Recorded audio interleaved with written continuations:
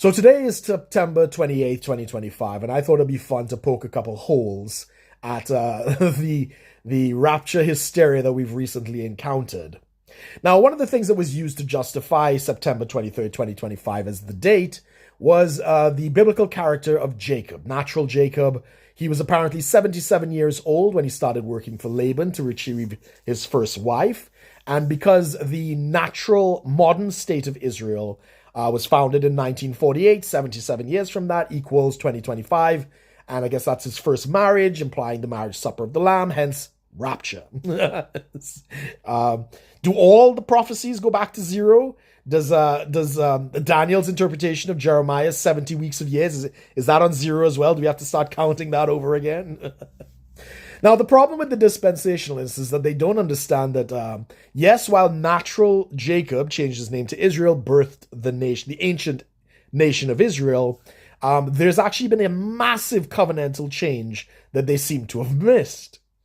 In the book of Matthew, we find out that Matthew is drawing the comparison between natural Israel and true Israel, and he makes this point. Just as natural Israel was called out of Egypt, Jesus Christ was also called out of Egypt. Just as natural Israel was baptized unto Moses in the Red Sea, Jesus Christ was baptized in the Jordan by John the Baptist. Just as natural Israel went through the wilderness for 40 years, Jesus Christ went into the desert and fasted for 40 days. And just as Moses came down from the mount and gave the law unto the people, Jesus Christ on the Sermon on the Mount returns the law to the nation of Israel. Jesus Christ is identified as true Israel. The parallels between the natural ancient people have now been replaced by the person of Jesus Christ. The covenant is eternal, but it is no longer between God and the natural people. It is now between God the Father and God the Son.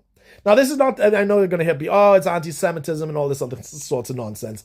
No, I have Jewish history. I'm not anti-Semitic. This is just what the Bible describes, that the natural branches have been broken off at least for a season so that the Gentiles could be grafted in. Now, of course, they're all Jews, as just with all of humanity, is invited into the new covenant. The old covenant is done away, I believe, at the destruction of the temple. That was the end of it. That was the fulfillment of Deuteronomy 32, the Song of Moses. That whole thing is done.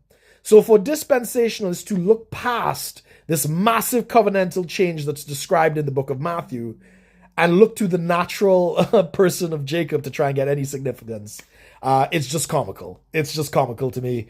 It's basically astrology at this point.